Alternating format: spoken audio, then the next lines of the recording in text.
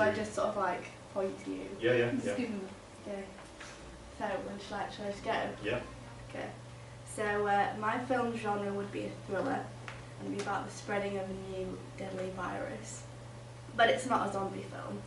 And if I could compare it to sort of another film, it would be Contagion, which is basically focuses on a few people who find themselves in the midst of like a worldwide epidemic, and they're basically trying to find a cure, or Outbreak, which is sort of like a fictional virus, which this one would be, and it would be called Motaba in a small town in the US, and it's basically how they're trying to contain the virus and not let it spread worldwide. But because mine would be the only like the first 2 minutes, I want to show how easily it could be spread, so like the first stages of it being spread in England. And to show this, I'd quite like to do it in a crowded place, like Leeds train station, which is easily accessible. And I'd like to show how people touch the same things, like for example the ticket machine, but we wouldn't use a ticket machine in Leeds station, we would cut to one in Ilkley, which is more accessible and less crowded, but you wouldn't see the train station, it would just like be focused on there, so you wouldn't know that it was a different train station. And then I'd like to start it off using sort of like an extreme long shot and a plane sort of crossing the shot, and then it would be like an audio over the top, which would be mimicking that from an airport, saying arrivals, haven't decided what country it would be from, but somewhere exotic. And then we would track a man pulling a suitcase across a train station, and it would follow him, so that would show that he was the main protagonist. And I'd like to use a lot of different shots, like interesting shots, to make it interesting, and also that would give us a lot of opportunities to get more marks because we've been using a lot of varied shots. And then I'd like to use quick, sharp shots to create tension and also keep the audience interested, as I would like my target market to be sort of around the 15 to 25, but it could... Are we using the video? Not yet. No. Not yet. 15 to 25, but I think it could be enjoyed from 15 upwards, but that would be sort of like the main target market. And then if you could play the video. So I like to do, because part of it will be on a train, I'd like to use a lot of different shots sort of trains to make it interesting. Sort of inside the train and outside the train, there'll be some more sort of photos inside the train. And then sort of different like viewpoints from the man holding the suitcase. Don't particularly like that one, but it's just sort of like an idea of sort of what sort of like the different angles that we could take. But we well, I was going to pause there for a second because quite tricky to do, and I'd be a bit reluctant with these cameras. But there's you can always think about attaching the camera to something like a suitcase, or replicating that feel as if you're almost getting the point of view of a suitcase. So there's all sorts of ways you can experiment. Do you know what a snorri cam is? No? Snorri cam, and we have a kind of jury-rigged one, or jerry-rigged one here from a couple of years ago, is when essentially you kind of hold, there's a contraption, and you're holding the camera pointing at you, so as you walk around, it's shooting you quite directly. So there's all sorts of ways we can sort of play around with the cinematography. Yeah, I'd like to put some sort of effects on the filming, so sort of after the filming, just some sort of different effect to make it look interesting and sort of show that something's not quite right.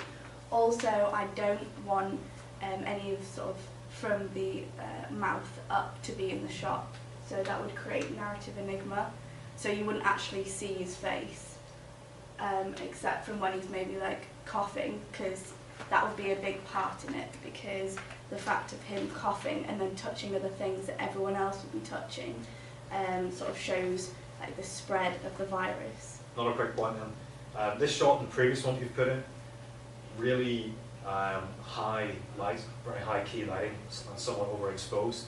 If there are any buildings, you really do get massive windows, so lots of light flooding in. You're getting that sci-fi style signification, which might be quite nice. So, yeah, so it would be more interesting to watch. And then, sorry, I've lost now. So yeah, I wouldn't want to see his face. And then, so right at the end, when he's finally got into his house after we've tracked him, getting on the train, getting off the train, there's some shots of on the train. We would finally see his face as he comes in the door, and there'd be a mirror right next to the door, and he'd look into the mirror, and there'd be something wrong with him, so it's either like sort of blood dripping from his eye or something to show that just there's really something not right, and then it would cut into the titles straight after that, and I'd want some sort of chemical, sort of like bacteria, up close that you'd see in a microscope, sort of moving around while the titles are going on, sort of show some sort of virus that will be spread. And then also I'd like to show shots of different like ways of transport, for example like a bus stop, sort of show sort of like the travel of the virus and how quickly it could travel. So I'd like lots of close-up shots of people touching things, for example. I'd like, with the ticket machine, some really, really fast sort of sped-up shots of different people touching the ticket machine, and then sort of slowed down when he touched the ticket machine to show that it's him, and then him coughing on his hand and then touching the ticket machine, and then someone else touching the ticket machine, maybe touching somewhere around their mouth, sort of show the spread of it, and then when he gets on the train, close-ups of him touching different things, and sort of show the spread of the virus.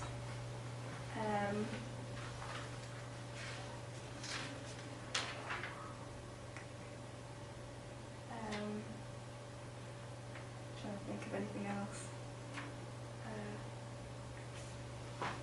I think that this idea would give us a lot of potential to create something amazing, because I think that we could use a lot of different shots that would give us more marks. I think we'd have a good time doing it, like making it, because it would sort of be a bit exciting doing it in a train station, like filming other people, and doing a lot of high shots, for example, like a high shot of the train station and him walking through, but you'd know it was him because we'd sort of like,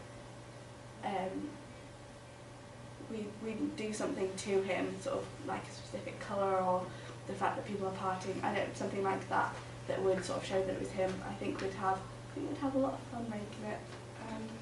Yeah, thank you for listening to my pitch.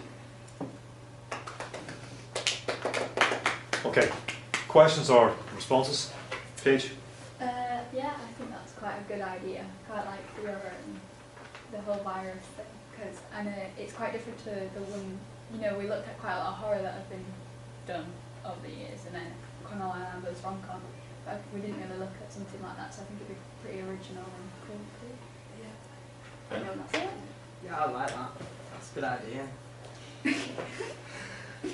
Thanks, Ben. A particularly useful potential element in that is one of the things that, the only thing's really been any question mark raised over with the work from here, which has been very highly marked for years, is it too much like a short film? So this year a key thing will be to essentially have the opening 2 minutes and then go into the main section of the film and basically fade out. Now with this idea, you could cut, or transition to main title and titles coming through in a lab. Taking the kind of petri dish, Yeah. and then pulling back from there or cutting back from there, and people in lab coats and that sort of thing, and that's you into the main body of the film.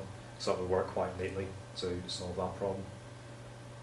Right, any questions? Someone else response to any questions? The train shots, did you do them yourself? No, but would you be able to I get the did angle do like some that? on my camera, but they didn't come out too well because my camera's not great. But we could do it like even on the train station. I think it'd be pretty easy to do the train shots. Do you think there are any issues of permission to shoot? Well, I think that with like if we're doing shots in the train, if we're using a train for movies, please, there's like certain train times which there's literally no one on the train. So I could like ask like our friends to be like the cast on the train, so we wouldn't have to ask anyone. And if there was, we could maybe like, I'm sure people will be willing to just sort of like maybe be in the shot, or if not. Well, there's several strands. I mean, there's guerrilla filmmaking where you just shoot, and you know, Yeah. to hell with it. There's the formally asking permission. There's a kind of middle way as well. So anybody from the public who's in shot, you can carry around a number of rights / permission sheets, permission Yeah. to use your image. And there are templates on the blog you can access, download, play around with the words, have them hand go basically okay. Yeah. You know, So I think with the aerial consent shot, form. people will be like sort of too small to actually like sort of see anyone, but with like actually going around, yeah, could do that. Okay. And whatever idea is picked up on, you've done general research into film openings, then you need to kind of go again with genre examples. What films would you be looking at? I said at the beginning,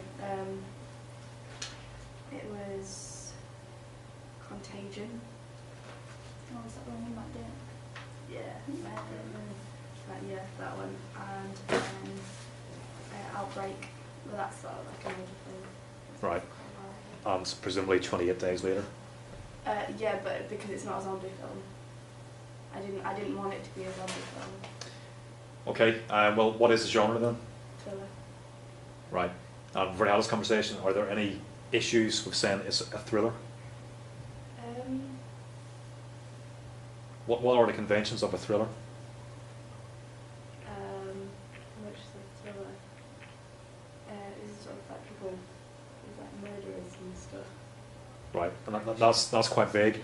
So that's my greatest concern there is that thriller is quite a difficult genre to pin down, but you've got to be able to pin it down. You've got to be able to say, you know, signifier X, Y, and Z reflect the core conventions of the genre. Well, I think the scene at the end where like it's like blood dripping from his eye, I think that could like signify that it's like a thriller, because there's something not right, and it's like obviously you can see there's some sort of like death's going to be involved. Right, well, just flagging that up. Whichever idea it is, there's got to be a very strong sense of awareness and familiarity with the genre conventions through research. That's got to be very clear. And it's not a sort of case you must 100% reflect genre conventions, but if you're not going to do that, you need to explain why and how, and you can't do any of that unless you know what the conventions are.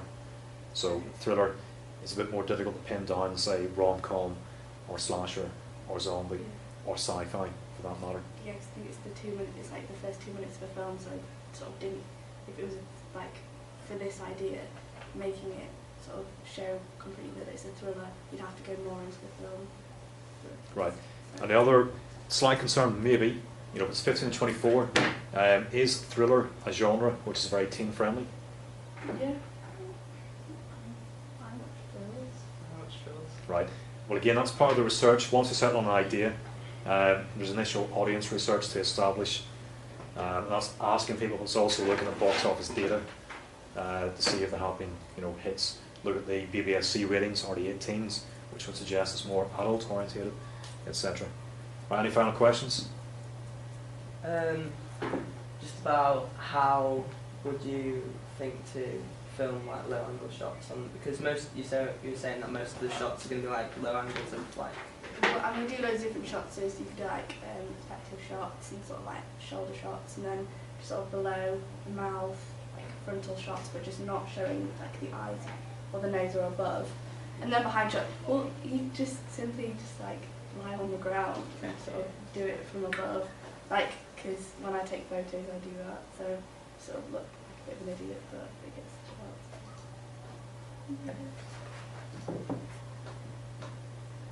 Right. Yep. Mm-hmm. Page.